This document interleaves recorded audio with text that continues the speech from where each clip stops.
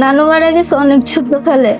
তখন আমার নানা ভাই আমারে বড় করছে, এমনকি আমার দাদু দাদিও নাই। এবং আমরা ইগনাইট গ্লোবাল ফাউন্ডেশন থেকে ইগনাইট স্কুল পরিচালনা করছি বিনামূল্যে শিক্ষা কার্যক্রম, এবং আমরা চেষ্টা করি আমাদের এই শিক্ষার্থীদের যে স্বপ্ন, সেই স্বপ্নগুলো যেন বাস্তবায়ন হয়।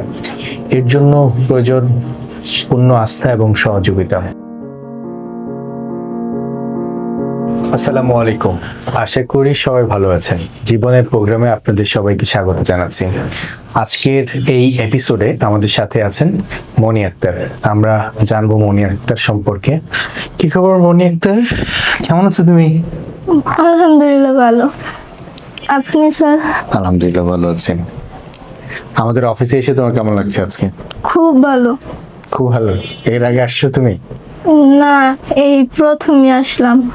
এসে কেমন লাগছে স্যার ম্যামকে দেখে? খুব ভালো লাগতেছে। কি কি দেখছো অফিসে এসে? অনেক কিছুই দেখলাম। বলো, কি কি দেখছো তুমি আজকে এসে অফিসে?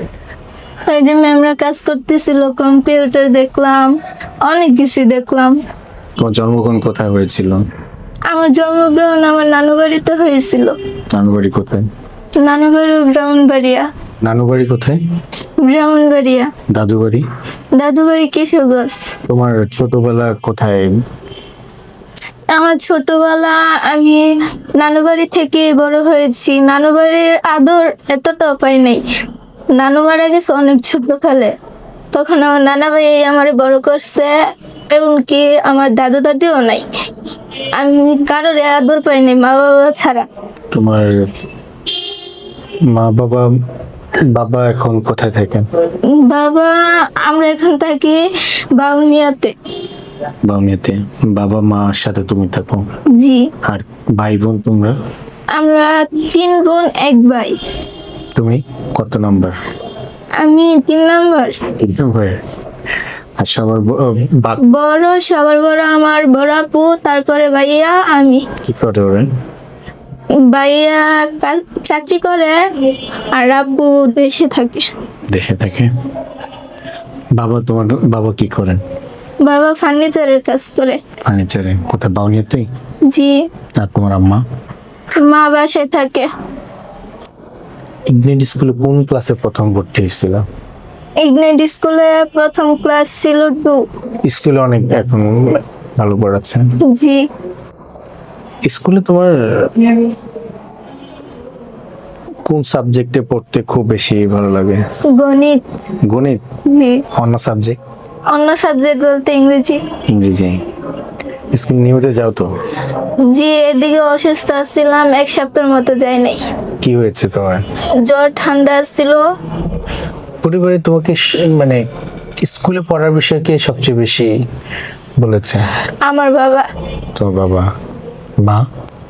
মাও বলেছে।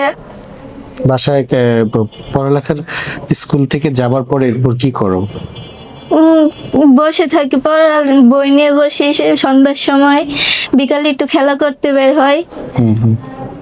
বড় হয়ে তোমার কি হওয়ার পরিকল্পনা? বড় হয়ে আমি পাইলট হতে চাই। পাইলট কেন হইতে চাও? পাইলট কেন হতে চাই? পাইলট হতে চাই, এটা আমার অনেক ছোট থেকে স্বপ্ন যে আমি পাইলট হব।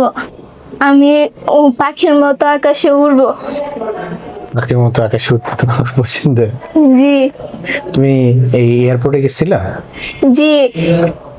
এয়ারক্রাফট দেখছো যে কিভাবে ল্যান্ড করে আকাশে উড়ে? কি ধরনের এয়ারক্রাফট পছন্দ তোমার? বিমান বাহিনীর ওগুলো, না হচ্ছে তোমার যেগুলো দিয়ে যাত্রী বহন?